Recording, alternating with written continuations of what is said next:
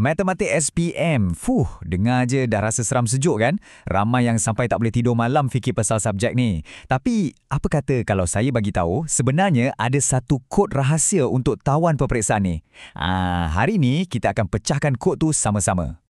Ya, saya faham. Tekanan tu memang real. Pening dengan macam-macam formula, soalan pula pusing-pusing. Tapi, percayalah, kat sebalik semua kekeliruan tu, ada satu corak yang sangat jelas. Jom kita bongkar corak ni sekarang juga. Sebenarnya kan, rahsia nak skor Math SPM ni bukan macam harta karun yang tersembunyi. Tak perlu cari jauh-jauh. Benda tu ada betul-betul depan mata kita. Dalam bentuk blueprint atau rangka tindakan peperiksaan tu sendiri. Fikirkan macam ni. Ia ibarat peta. Kalau kita pandai baca peta tu, confirm kita sampai ke destinasi. Okey, jadi apa teras peta ni? Senang je, 3 tahap kesukaran. Bila anda faham 3 tahap ni, percayalah, anda dah faham keseluruhan game peperiksaan ni. Ini dia nombor magic yang anda kena ingat. 50, 30, 20. Apa maksudnya? Macam ni, 50%, separuh daripada exam tu adalah soalan-soalan asas. 30% lagi soalan analisis. Dan baki 20% tu, yang itulah soalan KB atau soalan aras tinggi. Tolong ingat nisbah ni, sebab inilah kunci strategi kita nanti. So, apa benda sebenarnya semua ni? Cuba bayangkan macam ni. Tahap rendah yang 50% tu, ia macam kita belajar ABC. Kena ingat dan guna je. Simple. Lepas tu, tahap sederhana yang 30%, ia macam kita belajar bina ayat. Kita gabungkan ABC tadi, jadi perkataan. Dan akhir sekali, tahap tinggi atau kebat yang 20% tu, ini macam kita menulis sebuah cerpen. Kena kreatif, kena fikir luar kotak dan selesaikan masalah yang kita tak pernah jumpa. Okey, settle bab apa yang akan diuji. Sekarang, kita masuk soalan yang lagi penting. Kat mana soalan-soalan ni semua akan keluar? Bila anda tahu ni, cara anda study akan berubah 100%. Jom kita mula dengan yang paling besar, asasnya 50% daripada markah penuh. Ini datangnya daripada soalan-soalan tahap rendah dan kebanyakannya ada dalam kertas satu. Cuba fikir sekejap, kalau anda betul-betul boleh kuasai bahagian ni sahaja, anda sebenarnya dah on track untuk lulus. Anggap je ni macam safety net anda.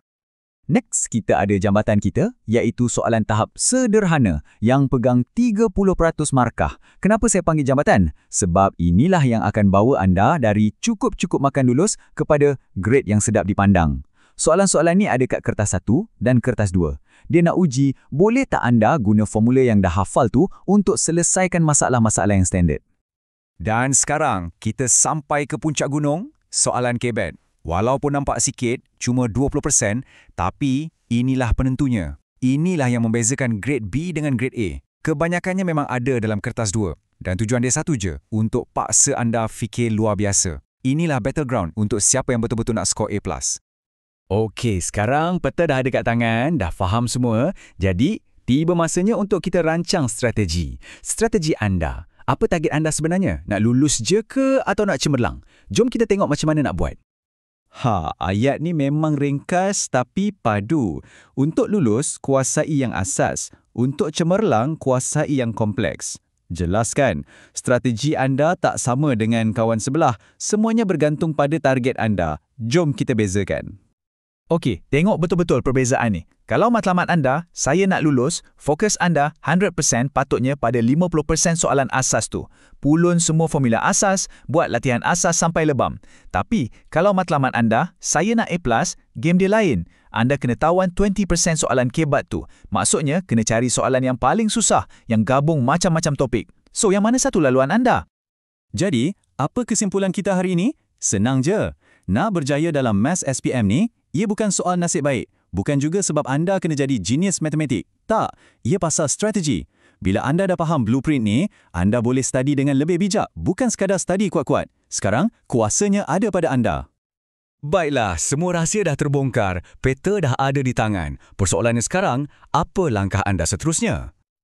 Sekarang, blueprint peperiksaan Math SPM dah ada dalam genggaman anda. Anda dah tahu nisbah 50-30-20 tu. Anda dah tahu kat mana nak cari soalan senang, kat mana soalan susah.